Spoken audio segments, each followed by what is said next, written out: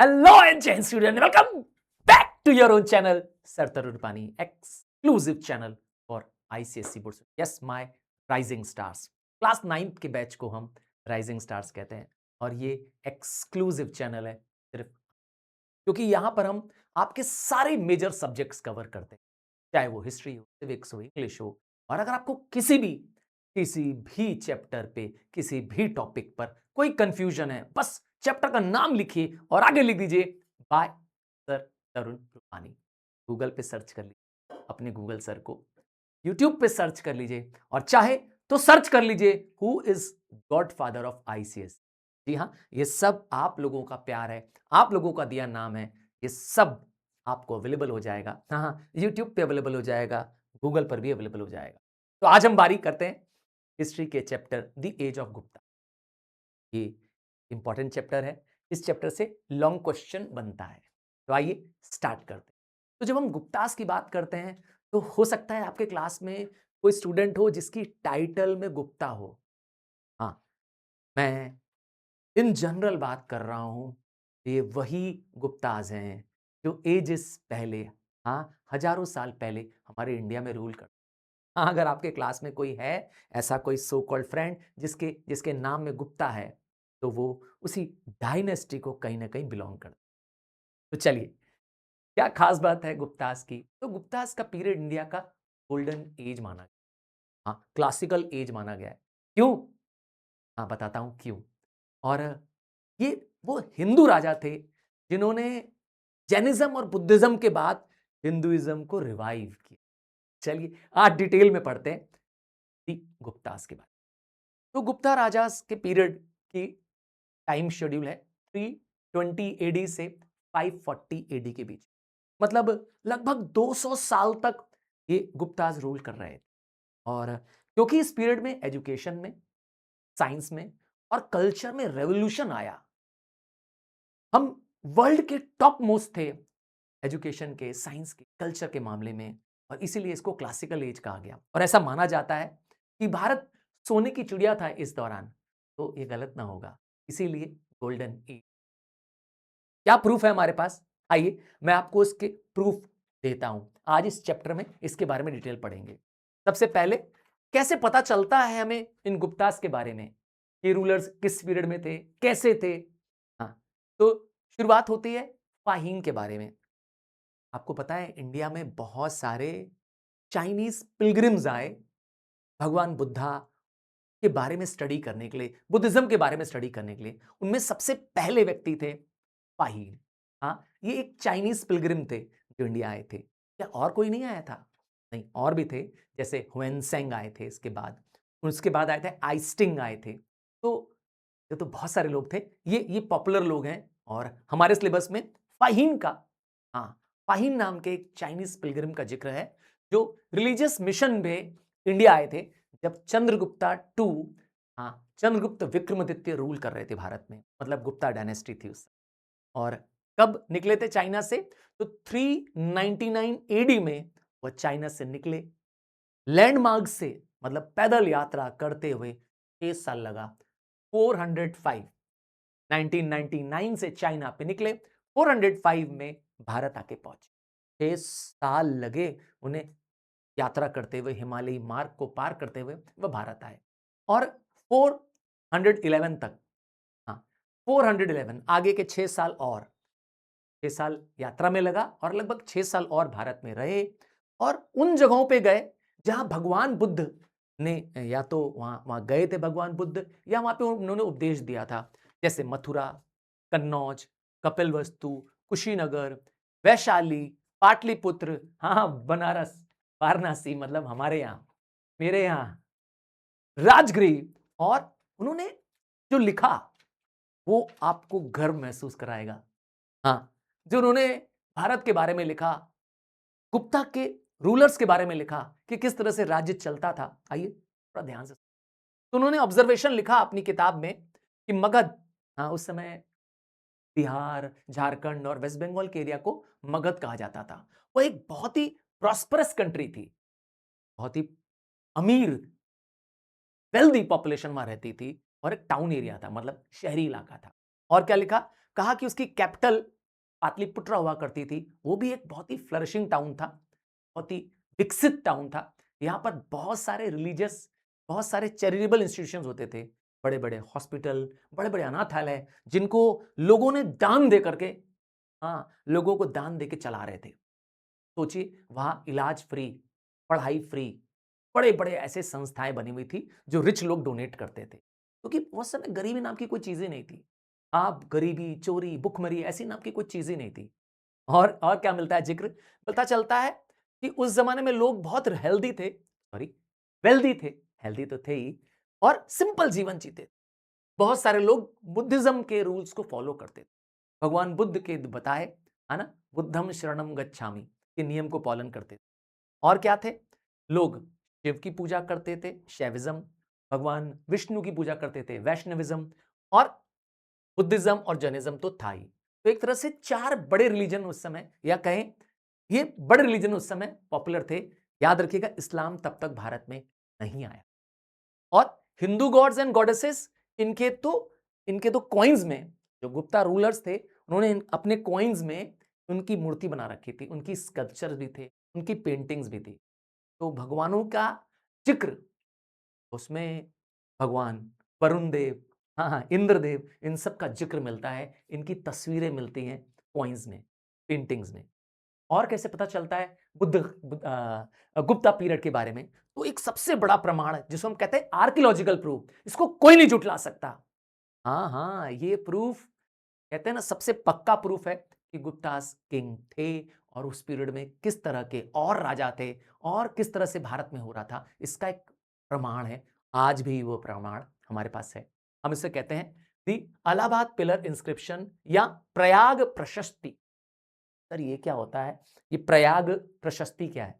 देखिए, जब राजा किसी को कुछ डोनेट करता है ना, या जब राजा के आदेश से कुछ लिखित दिया जाता है, जो उसके बारे में जिक्र होता है, जानकारी होती है, वह प्रशस्ति बन जाती है। और जब गुप्ता राजाओं की बात करते हैं, तो गुप्ता राजाओं में समुद्रगुप्त नाम के राजा, हाँ, गुप्ता के एक ऐसे राजा जिसको कहा गया नेपोलियन ऑफ इंडिया, क्योंकि इन्होंने कभी भी कोई एक सिंगल बैटल हारा नहीं, हाँ, कोई भी एक बैटल उन्होंने लॉस नहीं।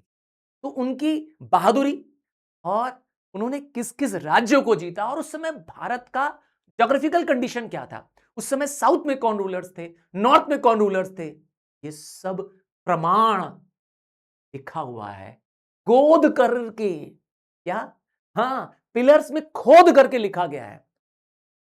कोर्ट पोएट हरि सेना, ये समुद्रगुप्ता के कोर्ट पोएट थे।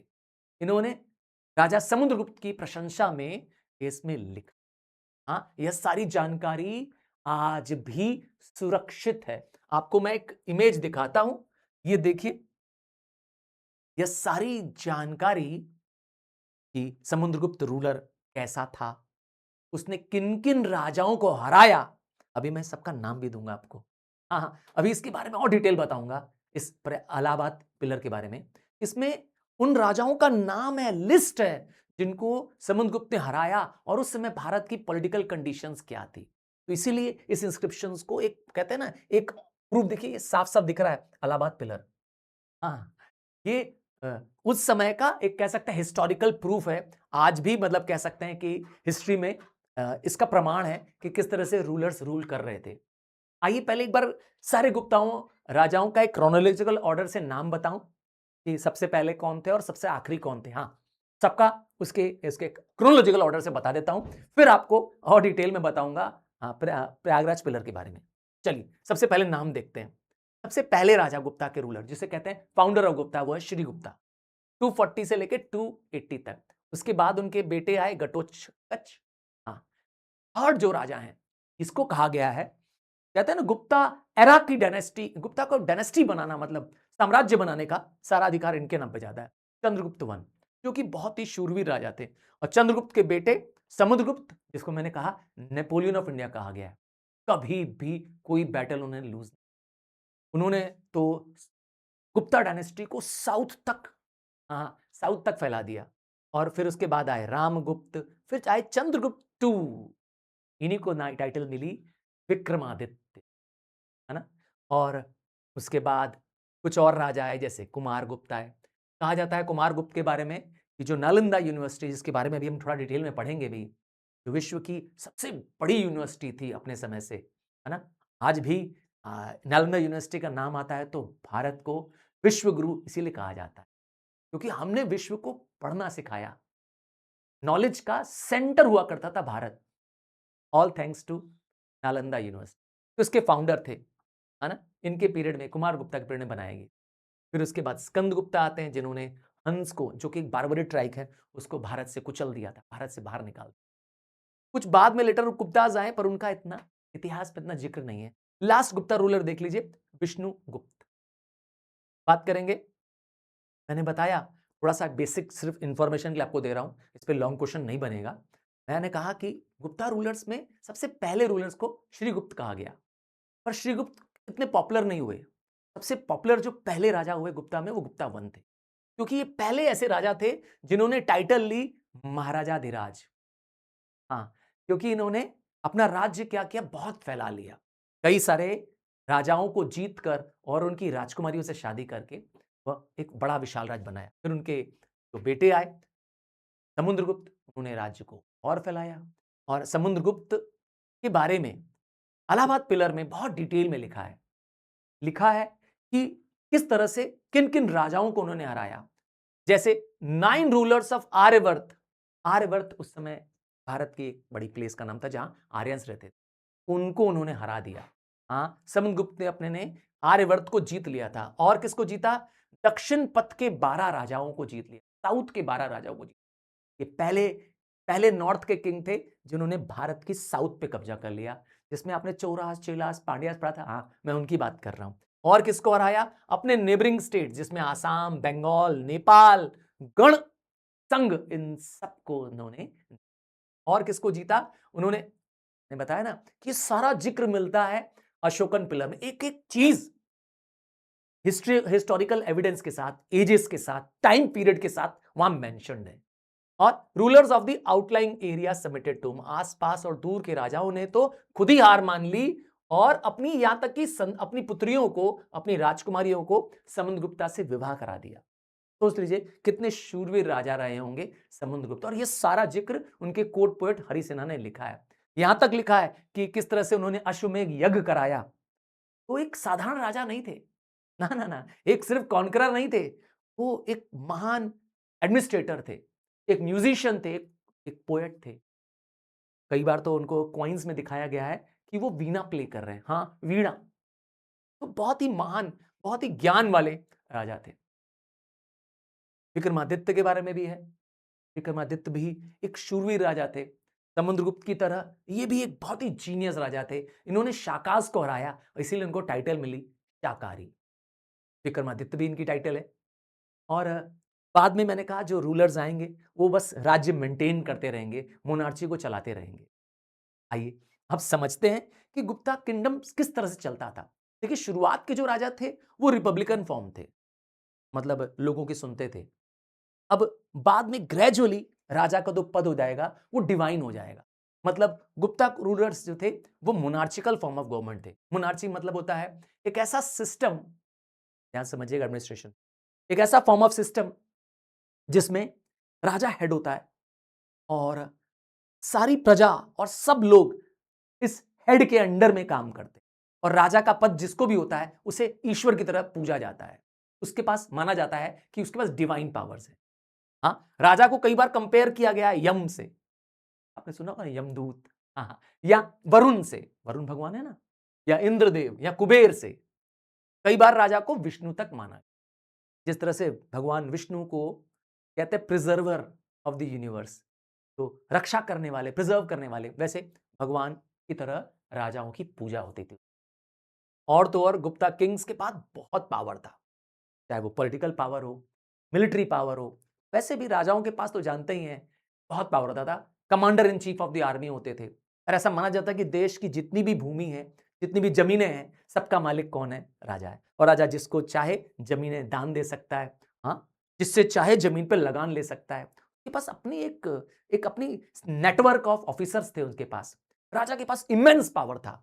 पर गुप्ता रूलर्स जो थे वो अपनी पावर्स को अपने मिनिस्टर्स के साथ, अपने हाई रैंकिंग ऑफिशियल्स के साथ, कुछ गिल्ड्स और कॉर्पोरेट्स के साथ भी शेयर करते थे।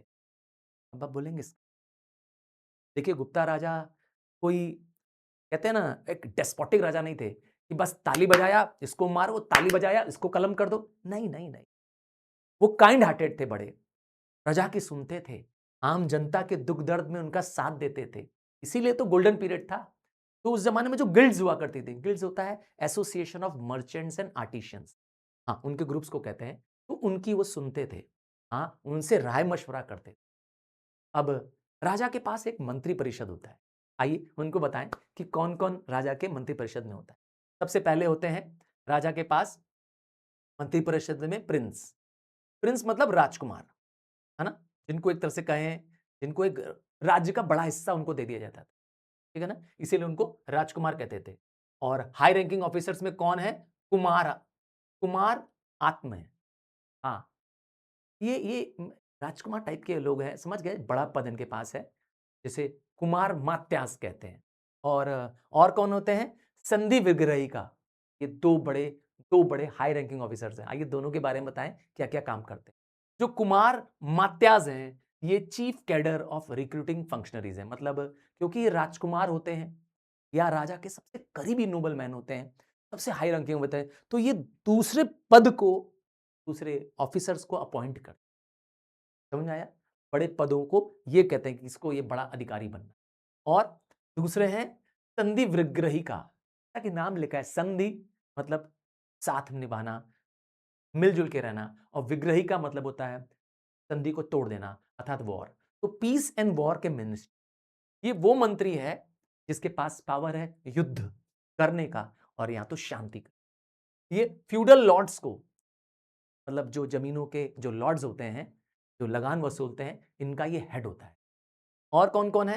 कुछ सिविल ऑफिसर्स हैं जैसे अमात्यास, कुमार अमात्यास, है ना, इनको है तो ये सिविल ऑफिसर्स, पर इनके अच्छे कामों को देखते हुए कई बार इनको हाई रैंकिंग मिलिट्री ऑफिसर्स बना दिया जाता था, मतलब मिलिट्री के कमांडर्स बना देते।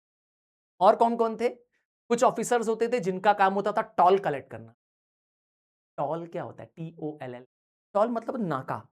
जैसे हम और आप जब हाईवे पे जाते हैं तो टोल टैक्स देना पड़ता है, याद है ना? गाड़ियों से आजकल ऑनलाइन ही कट जा रहा है। आपकी गाड़ी पे अपने आप ही ऊपर वो लगा हुआ ना, वो क्या बोलते हैं, टैग लगा हुआ है, फास्ट टैग लगा हुआ है, अपने आप ही टोल, है ना? वही वही वही बस सेम। हाँ, वैसे इतना इंटेलिजेंट डिवाइस उस समय नहीं था, पर उस समय टोल कलेक्टिंग ऑफिसर्स हुआ करते थे। नाम था शौलिकिका। हाँ, शौलिका, शौलिकिका। ये टोल कलेक्ट करते थे जब गुड्स एक प्लेस से दूसरे प्लेस ट्रांसफर होते थे, है ना? और कौन ऑफिसर्स होते थे? देखिए, अब ये तो हो गया सेंट्रल लेवल पे। अब आता है प्रोविंस पे, क्योंकि राज्य जो था वो प्रोविंसेस में डिवाइड था, है ना? और प्रोविंसेस को गुप्ता पीरियड में प्रोविंसेस को बोलते थे भुक्तीज, मतलब स्टेट्स को कहें भाई, किंगडम हो गया, देश हो गया। तो देश में मैंने कहा टॉप लेवल में कुमार अमात्यस थे, संधि विगारिका थे, ये दो टॉप ऑफिसर्स थे।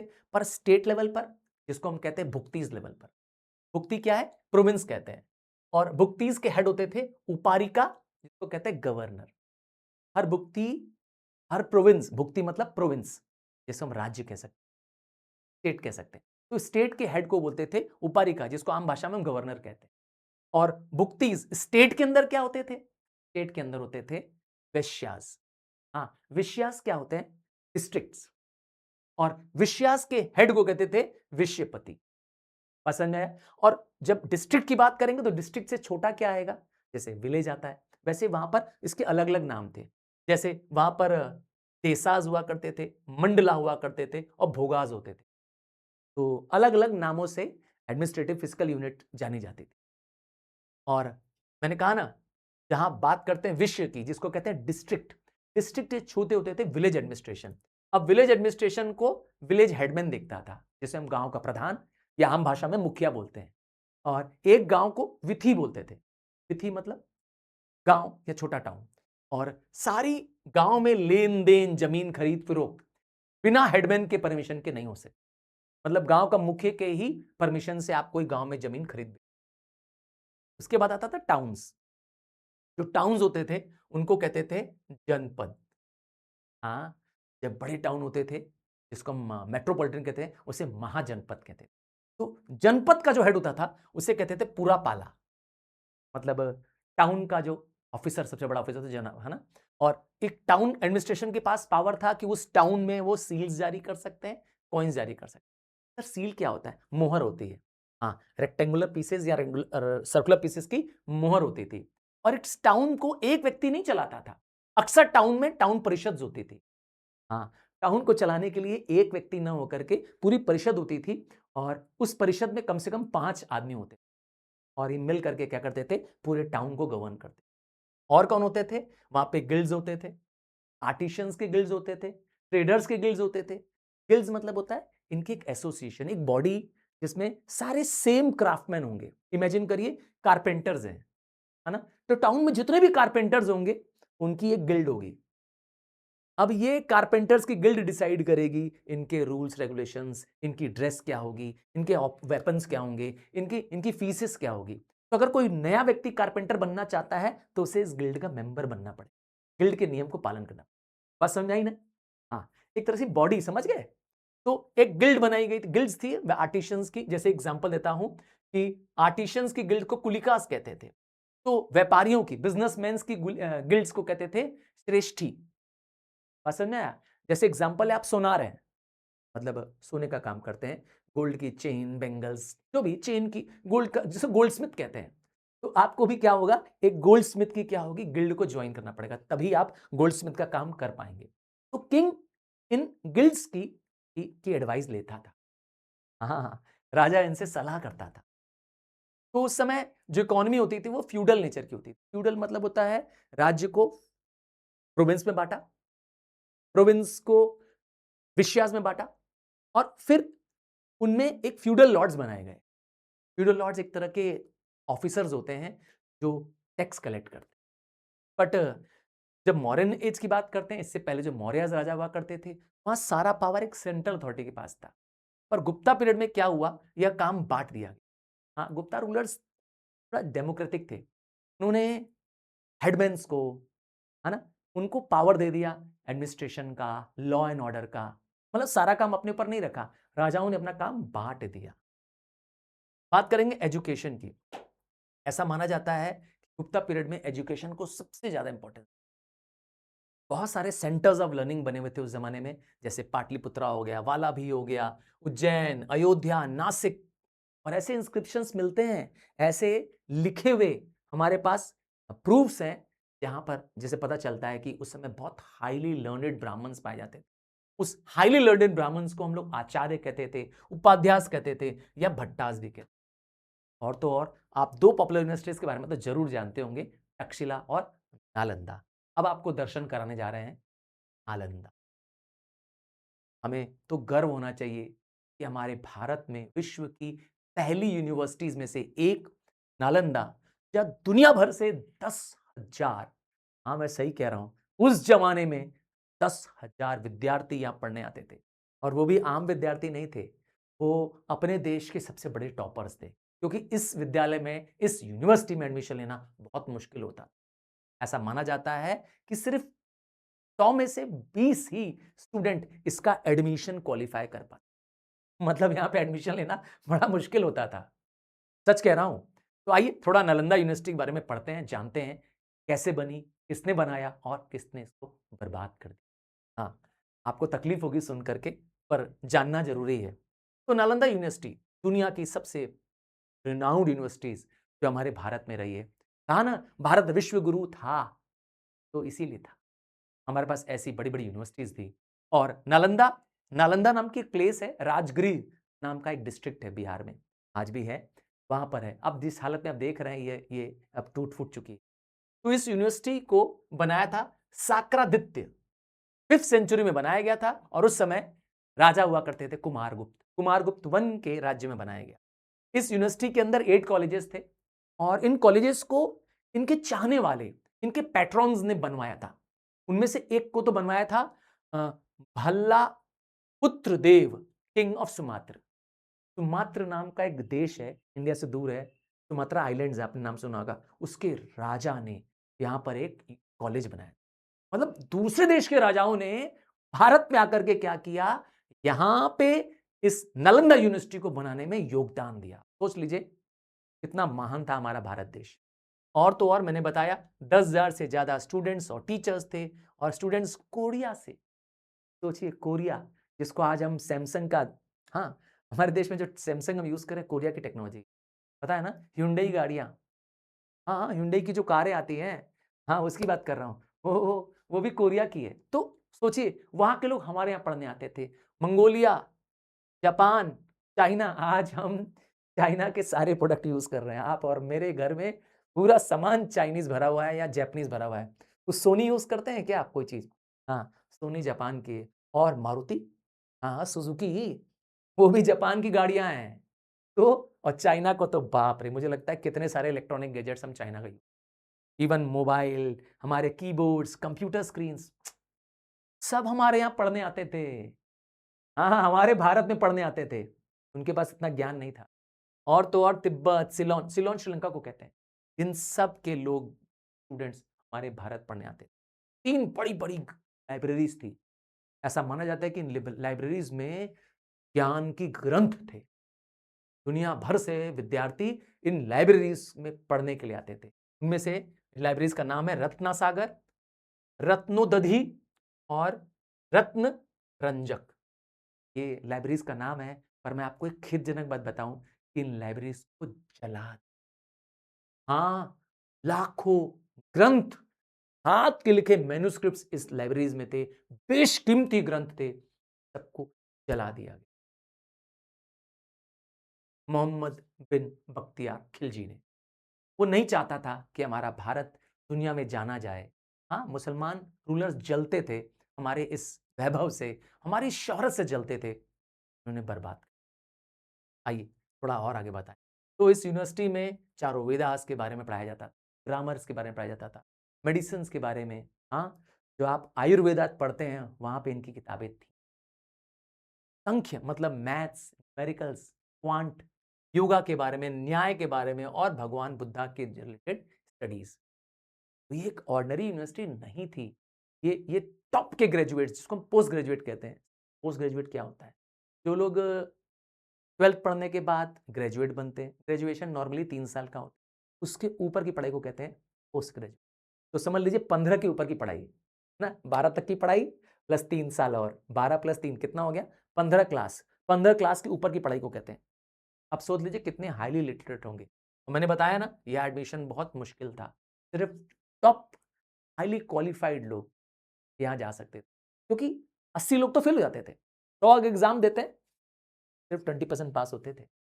बहुत मुश्किल था। और इसको डिस्ट्रॉय किया जनरल ऑफ मोहम्मद गोरी। हाँ, गोर नाम के राज्य के राजा थे मोहम्मद गोरी। ये भारत की अमीरी से, भारत की पॉपुलैरिटी से जलता था।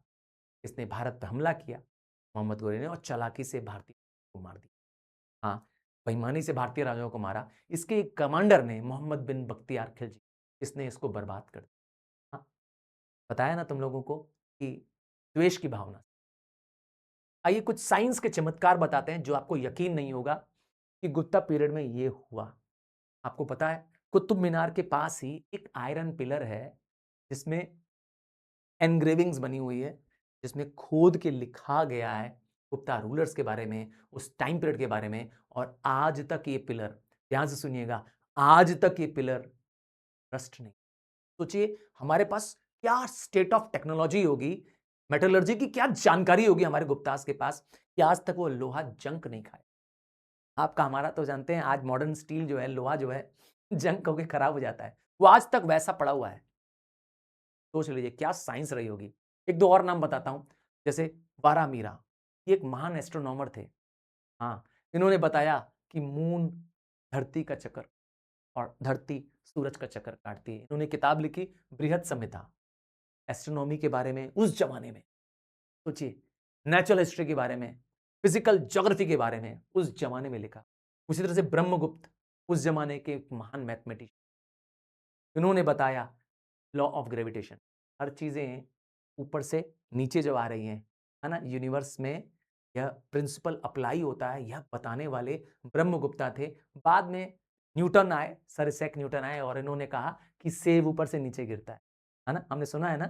तो न्यूटन को सारा क्रेडिट दिया जाता है लॉ ऑफ ग्रेविटेशन का, जबकि उससे हजारों साल पहले, हाँ, हमने हजारों साल पहले, न्यूटन से हजारों साल पहले दुनिया को बता दिया था ग्रेविटेशन। पर आज भी मैंने कहा इसका क्रेडिट इंडिया को। बहुत दुख की बात है ना? सोचिए, गुप्ता पीरियड में ऐसे महान महान नॉलेज शिक्षाविद थे। और कौन था देखिए, चरक नाम के एक महान, चरक और सुश्रुत। आपके घर में अगर कोई आयुर्वेदिक दवा यूज होती है, कोई यूज करता है आयुर्वेद की कोई दवा, है ना? अगर आपके घर में यूज, चेक करिएगा, वो सब चरक जी के द्वारा लिखी गई किताबों में। हाँ, चरक संहिता, मैं किताब का नाम भी बता रहा हूं, जिसमें आयुर्वेद की सारी जानकारी। दूसरे महान महर्षि हैं सुश्रुत जी। आइए इनके दर्शन कराते हैं आपको। इसलिए कह रहा हूं क्योंकि ये काशी के महान संत थे, महान ऋषि थे और फादर ऑफ सर्जरी। सोचिए उस जमाने में, मैं बात कर रहा हूं आज से करीब 2,500 या 2,000 साल से अधिक समय की बात कर रहा हूं, 2,000 साल से पहले की बात कर रहा हूं। हमें सर्जरी करने, ऑपरेशन करने आता था। हम भारतीय लोगों को गर्व होना चाहिए महर्षि सुश्रुत के ऊपर। फादर ऑफ सर्जरी, सर्जरी करना, ऑपरेशन करना सिखाया। प्लास्टिक सर्जन है दुनिया के पहले, काशी के थे ये संत। हाँ, काशी के ये संत थे और इनकी किताब है सुश्रुत संहिता। आज भी दुनिया के महान से महान इन्वेंशंस हो रहे हैं, इसी को पढ़ के हो रहे हैं, क्योंकि इसके अंदर साइंटिफिक मेथड्स बताए गए हैं सर्जरी करने के, ह्यूमन बॉडी का डिटेल, मेडिकल में क्या एथिक्स होने चाहिए और कौन कौन से सर्जिकल इक्विपमेंट्स यूज होंगे सर्जरी के लिए। सोचिए, उसका जिक्र आज से 2000 साल पहले हमारे महान ऋषियों ने बना दिया। तो गर्व है हमें भारतीय होने पे, गर्व है कि हम भारतीयों के देश में इस तरह महान ऋषि। ऐसे ही नहीं नाम का रखा गया है कि भारत सोने की चिड़िया है। आइए एक और आपको आश्चर्यचकित की बात बताऊंगा जिस पे आपको गर्व होने लगेगा, और वो है श्री आर्यभट्ट के बारे में।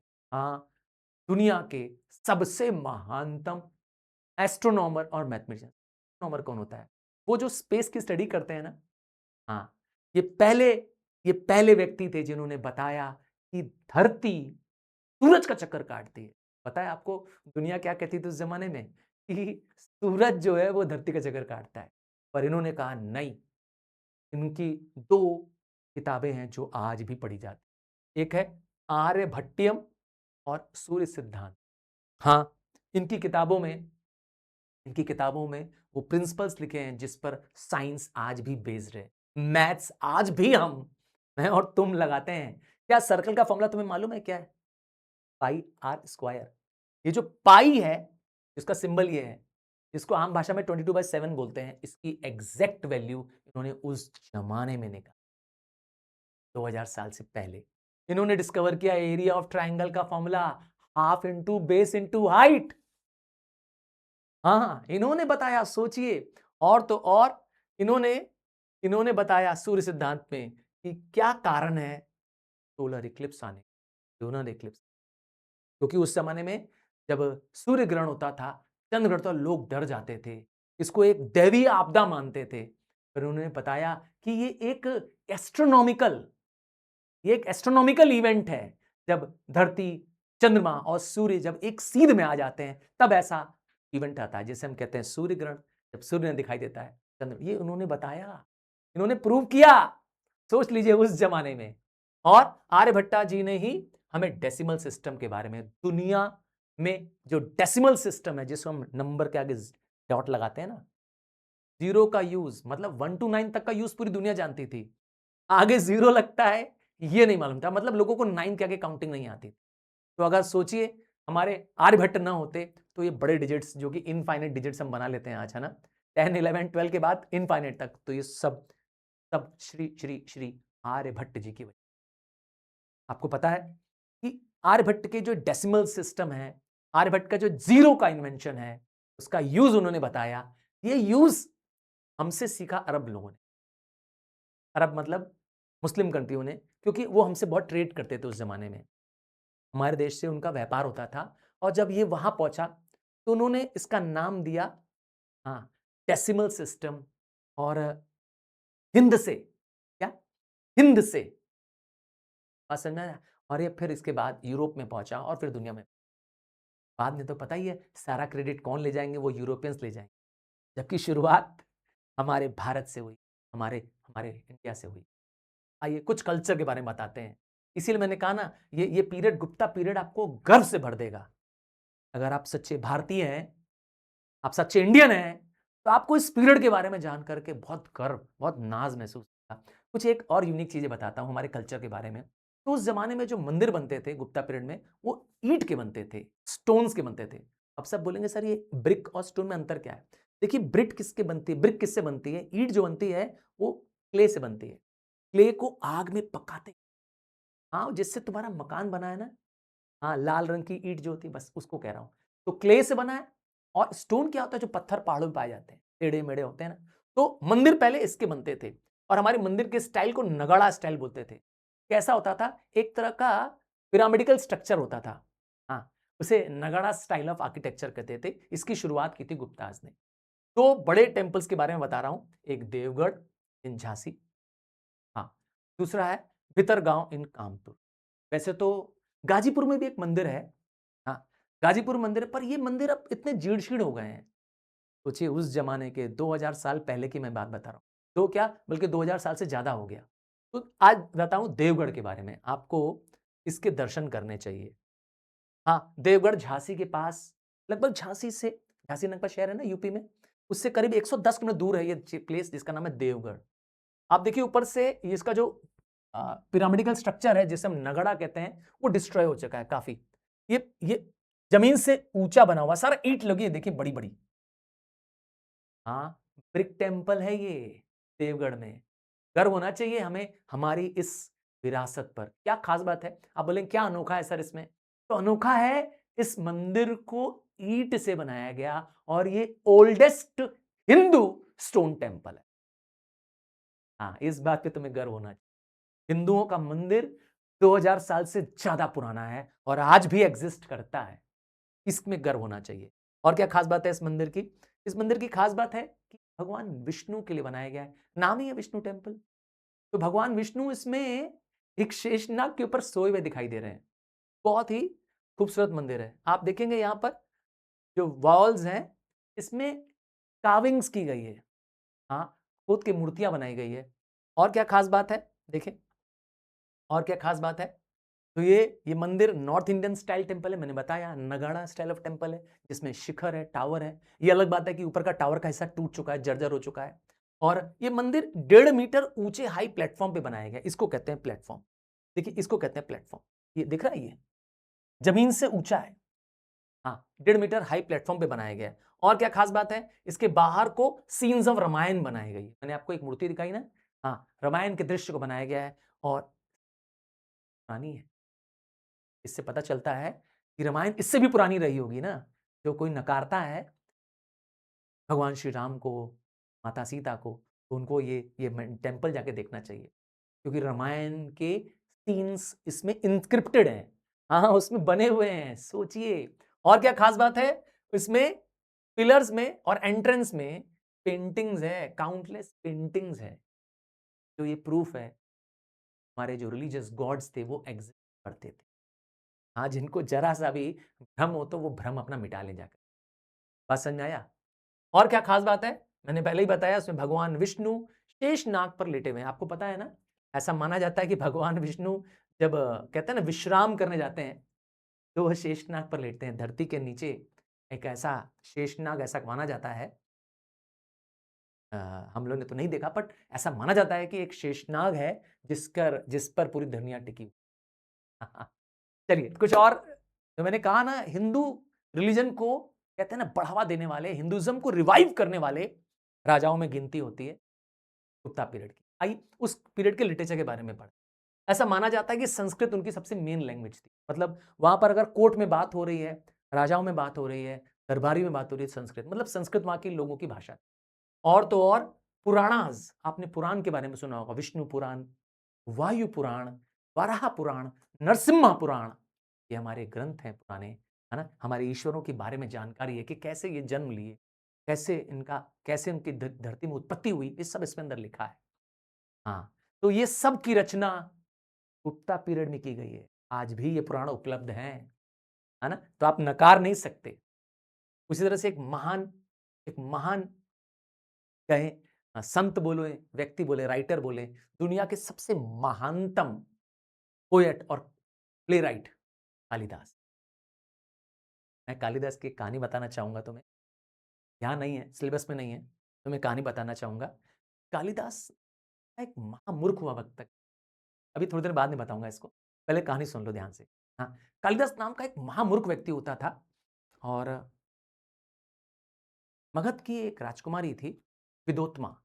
उससे अपने ऊपर बड़ा घम और उसने तय किया था कि हम सबसे समझदार व्यक्ति से, जो मुझे शास्त्र विद्या में हराएगा, मैं उसी से शादी करूँगी। ये कहानी कालिदास के बारे में था, ध्यान से सुनिए। जो वहाँ के उनके राज्य में जो दरबारी थे, पंडित थे, वो विदोत्मा के शास्त्र विद्या से जलते थे।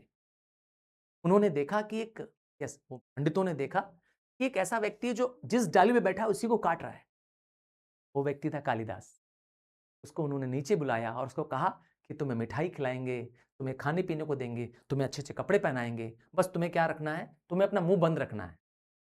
तुम्हें मुँह बंद रखना है और हम तुम्हें तुम्हारी शादी कराएँगे। कालिदास क्योंकि सच में पागल थे, उनके पास ज्ञान नहीं था, उनको विदुत्मा के सामने बैठाया जा क्योंकि पहले ज़माने में स्त्रियाँ अपने पति से बात नहीं करती थी, पर वो शास्त्रार्थ करने के लिए तैयार हो जाती हैं।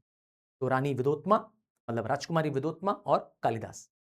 तो राजकुमारी विदोत्मा ने दिखाया एक तो राजकुमारी विदोत्मा कहना चाहती थी कि ईश्वर एक है। तो जो कालिदास थे मैंने कहा था वो तो बस बुद्धि नहीं थी, तो पागल थे। तो उन्होंने उँगली दिखाई 2 और विदोत्मा बोली, "अरे! ये क्या कर रहा है?" तो पंडितों ने समझाया कि आप कह रही हैं कि ईश्वर एक है और इन्हें मैंने कहा था ना वो बोल नहीं रहे, सारा कुछ इशारे से कर रहे हैं और ये 2 उँगली क्यों दिखा रहे हैं? कह रहा है कालिदास सोचते हैं कि ये कह रही है कि मैं तुम्हारी एक आँख फोड़ दूँगी। तो कालिदास कह रहे हैं, "मैं तेरी दोनों आँखें फोड़ दूँगा।" बात समझ में आ रही है?